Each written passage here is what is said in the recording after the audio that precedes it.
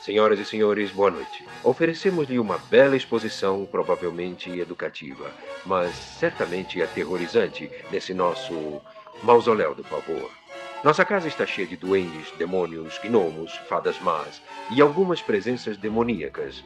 Tudo reunido para o prazer e emoção de vocês no que chamamos a Galeria do Terror. Olá, seja bem-vindo a mais um episódio sobre a série clássica Galeria do Terror. Eu sou a Angélica. E eu sou o Marcos.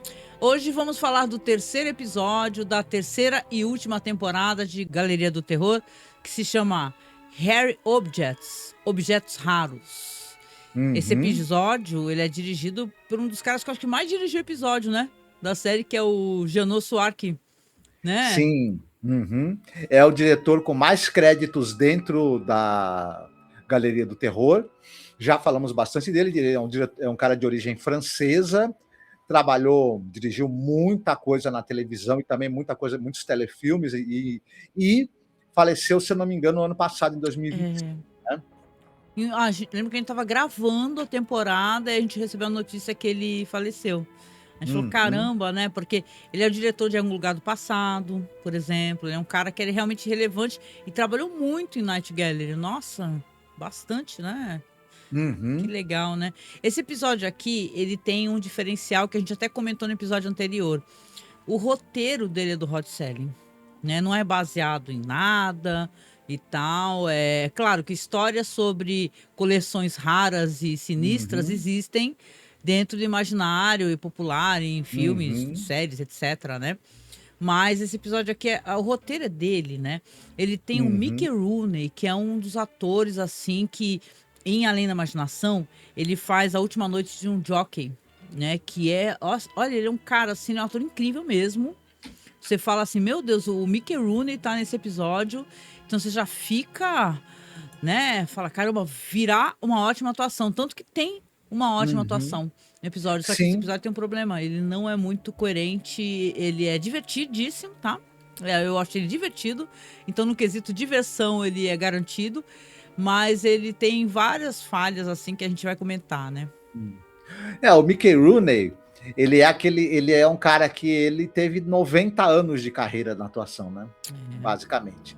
Ele começa com aquela série de curtas do personagem Mickey Maguire, que aliás é o primeiro nome artístico que o Mickey Rooney usou, ele usava o nome de Mickey Maguire, que era o nome desse personagem dos curtas que ele fez durante muitos anos.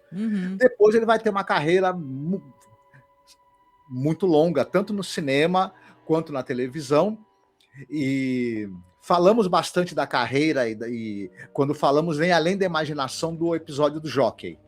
Nossa, então muito já bom. Tivemos Pra quem não conhece esse episódio, gente, procure, porque ele é incrível, assim, é um cara amargo, assim, depende exclusivamente dele. É um episódio que só tem ele numa sala, né? Então são monólogos, né? E é muito envolvente, você não sente passar episódio, né? Acontecem tantas coisas e ele faz muito bem, Mickey Rooney, né? Eu não sei se tu concorda, esses personagens amargos, raivosos, né? Que ele é um cara pequeno.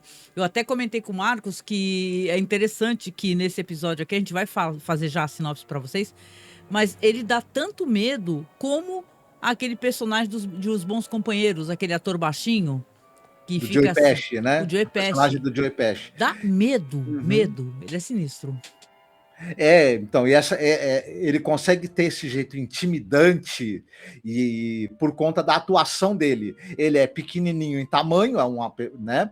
Mas ele tem uma voz postada de uma maneira, uma linguagem corporal violenta, agressiva, intrusiva e intimidante, que a gente fica com medo desse baixinho, né, desse gangster baixinho desse episódio.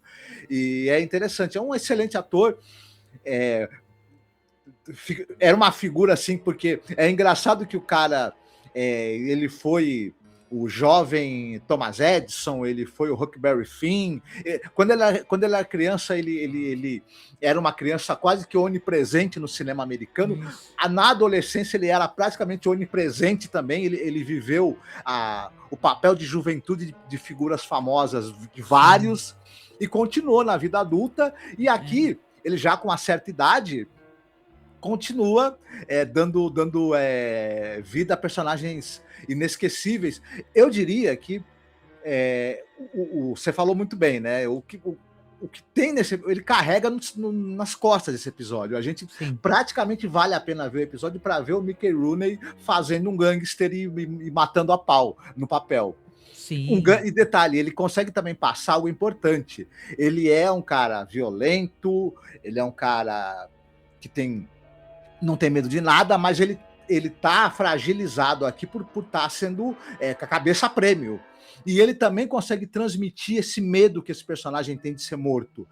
É um cara violento, implacável, intimidante, mas que tem lá embaixo de tudo o medo da morte também, e o Mickey Rooney transmite tudo isso muito bem, né? Transmite sim, viu? Claro que também tem outros atores legais aqui no episódio. Por exemplo, eu gosto é pequena a participação da Faye Penn, mas eu gosto. Gente, é impressionante a aparência dela, que ela tinha os olhos líquidos, né? Não sei se está viva, né? A gente não pesquisou, mas impressionante mesmo. Assim, ela faz tipo a mulher do cara, amante do cara e tal. Ele é um cara todo enrolado. A gente vai comentar um pouquinho sobre o que acontece aqui no episódio, pra gente depois também falar por que a gente, pelo menos eu, né, não sei você, eu acho que é um episódio que tem uma certa incoerência, né, mas você assiste e acaba se divertindo, né, porque como é que você não vai achar divertido alguém ter uma coleção bizarríssima de coisas, né, estranhas, né. Tem até um outro ator aqui também que faz no caso, o Dr. Glendon, né, que é o Raymond Massey, que é daquele episódio anterior também, né? Ele faz justamente um cara que também é chegado em troféus, né? Ele já apareceu no episódio de Galeria do Terror anteriormente. Você vai lembrar que era aquele episódio que era Clean Kills and Other Trophies. Isso. Que ele era o cara que é um multimilionário caçador e queria que o filho também desenvolvesse o gosto por caçar, por matar, etc. É um episódio mas o meio não tá que muito interessado nisso. ele critica, né? Ele fala assim, o filho não quer ser essa criatura violenta e tal, e ele fica, no final vai ter uma surpresa, né? É um episódio divertido. É um episódio divertido de Galeria do Terror, né? Aqui também tem aqui o elenco, aqui tem um elenco até considerável. Tem o Raymond Massey, tem a Faye Penn, tem o David Fresno como Blockman, o Regis G. Cordick, que faz o doutor, um outro doutor, né? No caso, o doutor que apresenta esse Dr. Glendon. O Victor Sen-Young, que faz o mordomo, né? Que é o mordomo do Dr. Glendon. E o Ralph Adano, que faz o Tony, né? Que é tipo segurança do personagem do Mickey Rooney, que é o Og Kolodney, né? Que é um gangster. Esse cara aqui, o Regis Cordick, o médico, vai ser um personagem importante nessa história. E ele era um cara que ele era dublador, ele dublou Transformers, Smurfs. Ele tem uma longa carreira, além de ator, ele dublou muita coisa. Legal. E é engraçado que é um cara que, além de ter uma voz muito interessante, ele tem um rosto interessante também, mas, obviamente, quando ele estava dublando, isso não aparecia. Né? Claro, né? Dessa vez aqui, eu vou passar a bola para o Marcos, então, para o Marcos contar, então, a sinopse. E aí a gente fala um pouquinho mais, tá bom? Também sobre o episódio. Isso, a gente vai começar com esse personagem, o August Kolodney. Ele está num bar, restaurante, e ele tá ali comendo, bebendo, e o barman vai enchendo o copo dele, né? Ele tá lá, vai trazendo mais porção de massa para ele comer e mantendo o copo dele cheio. E detalhe, ele tá sozinho no restaurante, ele tá não tem mais sozinho no ninguém. restaurante, isso. Ele, ali em um determinado momento, ele começa a desconfiar que o garçom ali, o cara do bar, o atendente lá do restaurante do bar, ele tá tentando, na verdade, distraí-lo, né? Tem hora que ele até fala pro cara assim, ó, vai lá fora e dá uma olhada se tem algum carro parado, se tem alguém de bobeira aí na rua. E ele já tá desconfiado que o cara, como tá tentando distraí-lo, porque na verdade a gente vai descobrir que ele tá com a cabeça presa, ele é um gangster, ele tá com a cabeça pedida e ele realmente vai sofrer um atentado nesse bar. Só que ele consegue fugir com um ferimento, a bala. Ele vai primeiro se refugiar no apartamento da namorada, né, que você falou que é vivida pela a Face atriz Pain. aí, a Face Pain, a Face Pain é uma atriz que ela faleceu em 1983. Que pena. Né? Já faleceu há bastante tempo. E o que acontece? Ele depois vai entrar em contato com. Como ele é um gangster, ele pede, né? Ele entra em contato com algum capo dele e fala: ó, providencia um médico, manda uns 3 caras aqui para fazer minha segurança, que eu vou sair daqui para ir procurar auxílio médico. Ele é levado, então, para o consultório do médico, né? Vivido pelo ator que nós já falamos aqui, que era dublador também, né? O Regis Codic. E esse cara, é engraçado, ele tá lá atendendo, ele até fala, você deu muita sorte, viu? A bala passou muito perto de uma artéria sua, mais uns milímetros ali você já era. E o que acontece? O médico tem uma cara, né, de um sujeito assim, tem uma expressão estranha, enigmática, um sorriso enigmático no rosto, e ele fala pro nosso amigo, pro Kolodney, né, pro gangster vivido pelo Mickey Rooney, olha, se você quiser viver mais tempo, você tá com pressão alta, você tá com estresse, você vai qualquer hora ter um troço, se não te meterem uma bala, você vai morrer de um troço. O cara, o que eu posso fazer? Ele fala, olha, eu não sei, eu tenho uma sugestão para você, eu vou te dar um cartão, procura esse cara aqui. Esse cara aqui, ele não é médico, exatamente, mas ele pode ter uma solução para que você... Ele fala que ele tem uma solução revolucionária, né? Isso, para que você... Fora do comum. E continue vivo. O Kolodney, que não tá sem muitas opções, né? Porque o médico já deixou claro que se ele conseguir escapar das tentativas sequenciais de matá-lo, de assassiná-lo, o estresse vai matar. Então ele fala, vou lá ver qual é esse cara. E ele vai chegar numa casa muito luxuosa, o cara mora numa casa, numa mansão, né? Assim. E esse personagem que vai atender, ele já falamos aqui, ele é vivido por esse ator que é o... Você citou o nome dele agora. É o Raymond Massey. Isso, pelo Raymond Massey, que nós já citamos que teve... E esse cara, ele faz uns caras meio ricos, né? Ele tem essa fleuma, digamos assim. E o cara começa a fazer algumas perguntas, começa a entrevistar o Kolodney, e o Kolodney, como ele é um bandido, ele fica dando umas respostas evasivas para não ficar dizendo o que ele faz, por que ele tá com esses problemas, né? Eu tenho como resolver a sua questão, ele fala, né? Você nunca mais vai sentir medo, você não pode, você não vai se preocupar de ser atacado. Ele revela que o cara, que é o capanga dele, o segurança, já tá tramando com o cara que quer matar ele para poder eliminar ele, o Tony, né? Então ele fala assim, olha, tem uma solução, só que todo o seu dinheiro, tudo que você tem, tudo que você possui, vai ter que ser dado para mim, né? Aí ele fica, nossa, eu preciso pensar, daqui a uma semana eu volto. Aí que ele revela o negócio do capanga, ele fala, tem certeza que você vai esperar uma semana? Olha, o teu capanga já tá aí, entendeu? Então ele tá assim, naquela situação, em qualquer momento ele vai ser apagado, né, o Kolodney.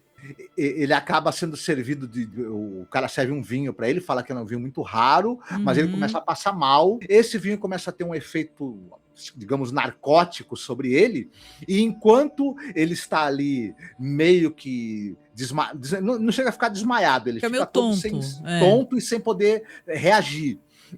Pegam ele e vão levando ele por um local onde há celas.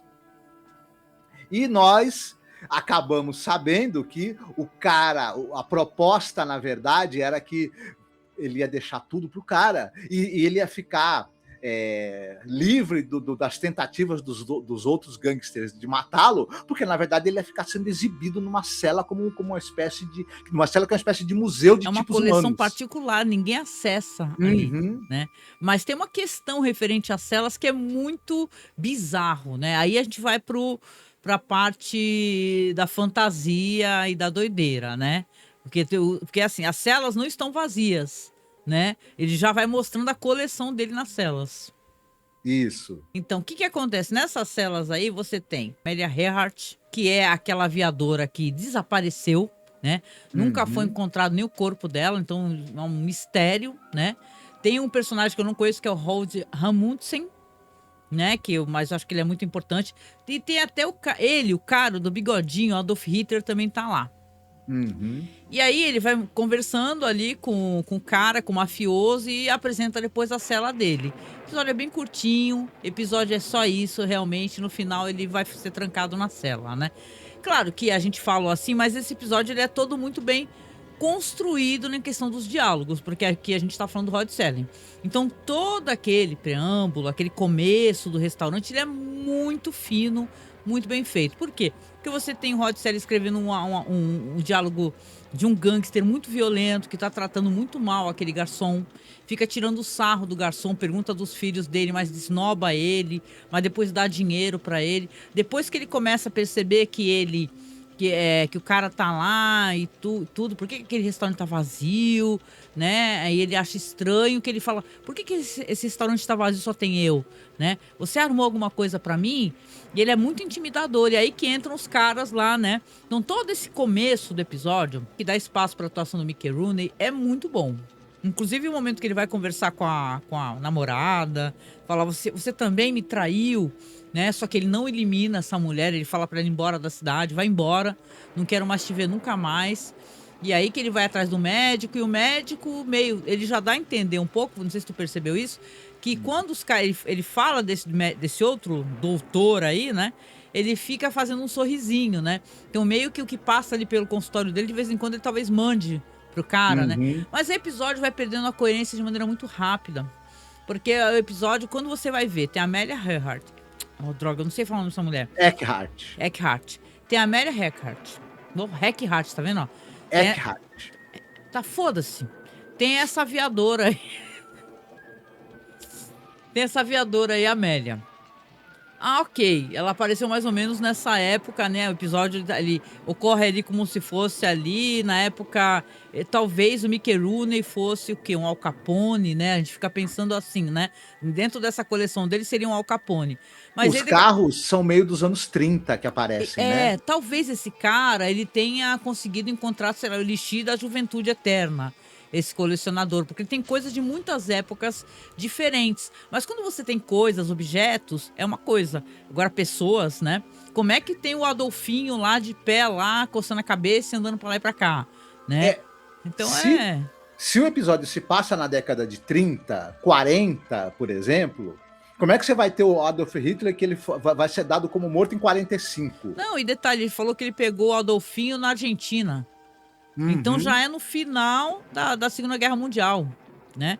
Isso. Então é assim, é basicamente, ele é um episódio que não tem lá muita coerência, quando você vai ver essas questões, ele não deixou claro pra mim se o cara toma algum elixir da juventude, e vai que esse Dr. Glendon é um cara que vive, é um cara de, sei lá, 100 anos, 200 anos, sei lá, entendeu? Mas termina meio que bruscamente, é um roteiro assim que as pessoas costumam não gostar. Eu achei ele divertido. Olha só quantos sentimentos conflitantes, né? Mas um episódio, sei lá, não foi uma escrita boa do Rod Serling, né? Mas como a gente sabe que ele tava numa fase muito complicada, porque o pessoal, só tu pegar a época em que Nat Gallery estava passando, o que o Rod Serling estava fazendo, o Rod Serling estava dando aula no Antioch College, tava fazendo outras coisas da vida, o Detroit Zone tinha acabado, então ele não tinha nenhuma ingerência em Galeria do Terror. A gente falou muito do Jack Laird, e nessa época o próprio Jack Laird também não tinha. O showrunner não tinha, tava na mão mesmo do estúdio. Então é um episódio muito incoerente, assim, ele quer ser divertido, eu acho que ele consegue ser divertido, só que perto dos roteiros que a gente já acompanhou do Rod Serling. Vamos pegar um episódio que eu coloco ao lado dele, Eled. Quem me conhece, já ouviu falar de Além da Imaginação, sabe o quanto eu gosto de Eled. O quanto eu gosto, de verdade. É um dos episódios que eu amo esse episódio, quase ninguém lembra muito bem dele, mas eu amo, que é dos caras que são os astronautas que param num planeta onde todas as pessoas estão paradas em poses específicas. Tem uma mulher que é uma Miss. Aí ela tá parada, mas não é uma mulher bonita, entendeu? Mas ela tá sendo ali aclamada. Tem um cara sendo... todo mundo batendo palma e saudando o prefeito. Tem um casal dançando. E aí você descobre, spoiler, né? Que isso daí, na verdade, é uma espécie de cemitério. É um planeta cemitério. Onde as pessoas fazem esses tablôs, né? Que chama tablô isso, essas imagens paradas com seres humanos. para poder. É um sonho da pessoa. Por exemplo, você antes de morrer, você resolve ir para esse planeta, mas você quer ser um ator famoso. Aí você vai estar lá sendo, né, recebendo um Oscar, por exemplo, entendeu? Então é uma coisa muito bonita, episódio muito legal. Claro que o que vai acontecer com os astronautas não é nada bom, diga-se de passagem, mas é um ótimo episódio sobre uma coleção insana também, se for parar para pensar, né? Esse mesmo tema vai ser repetido depois no episódio que é o People Are Alike All Over, e que tem o Rod McDowell, que também vai acabar sendo parte de uma coleção. Aí no caso numa espécie de zoológico, zoológico, né? Isso, né? Isso. Esse ser é do planeta Terra, que é muito bom também. Um zoológico intergaláctico.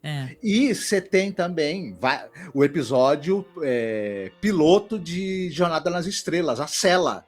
Olha. Onde também o Capitão Pike, ele é mantido eternamente. Você tem uns seres que eles mantêm você sem envelhecer eternamente numa cela ali, também te observando. Então, acaba ficando essa mesma ideia repetida aqui no episódio dos anos 70. A gente já viu essa ideia nos anos 50 em Além da Imaginação, já vimos essa ideia nos anos 60 em Jornada nas Estrelas, e aqui ela fica com uma certa cara de uma solução bem requentada, infelizmente. Né? Não, requentada é uma coisa que não tem a finesse do que a gente espera do Rod Serling escrevendo roteiro, né? Um cara cheio de prêmios, né? Um cara com muitas premiações, que a gente sempre lamenta o falecimento dele tão jovem, né? Mas é um episódio bem whatever, assim, ele é só divertido e absurdo, muito absurdo. Sim. E é claro, é tudo esperado, ele não nos provoca surpresa. Porque quando você vai sendo levado para lá, antes de aparecerem as celas, a gente nunca tinha assistido esse episódio. Eu já sabia que era algo assim. Tava na cara que ele ia ser o objeto raro. Porque o cara passa o tempo todo falando do vinho, que é muito raro, da tapeçaria, do vaso, de tudo, que ele quer só coisas raríssimas, que ninguém tem, né? Que o colecionador tem essa coisa, né? Na verdade, é uma espécie de ambição de ter o que os outros não têm, né? Quem falou que gangster é raro? Gangster tá... Porra, manda ele vir pra cá pra pegar a família Bolsonaro inteira, que aí já fica lá, família Bolsonaro, ela prende tudo atrás das grades. Gangster não é um objeto raro, é um objeto que tem uma quantidade excessiva por aí. Não, mas talvez, até entendo que eu acho que, claro que eles não vão colocar na série, tem isso, né? Eles não vão meter ali um Al Capone, apesar que eu acho que poderia, né, tranquilamente, meter um Al Capone ali, porque o cara já tinha morrido nessa época, né? Mas é como se ele fosse um Al Capone. O Al Capone é um nome famoso dos gangsters, né? Midiáticos, né? Etc. Então, talvez fosse algo assim. Mas, dito isto, assim, eu não acho, assim, um episódio, assim... Como a gente vai fazer depois no final da temporada, a gente vai fazer o nosso top 20, porque aí a gente vai falar de todos os episódios das temporadas. Todos não, né? Os que a gente gostou mais, né? Então, aí, isso daí não entraria, não entraria, na verdade. Num top 20, tranquilamente, assim. Mas, assim, na questão de diversão, é divertido. A atuação do Mickey Rooney é uma coisa louca. Você fica ali assistindo mesmo, tenso, né? Com medo desse cara. O que esse cara vai fazer? Ele vai matar esse garçom? Que o garçom tá visivelmente com medo do cara, um medo lascado. Entendeu? Dele, demonstrando todo aquele medo. Mas pode ser o nervosismo também porque ele ajudou, ou então ele permitiu que se arquitetasse aquele plano para poder matar o gangster. Sim, né? A gente imagina que sim, que ele é cúmplice. Mas acaba...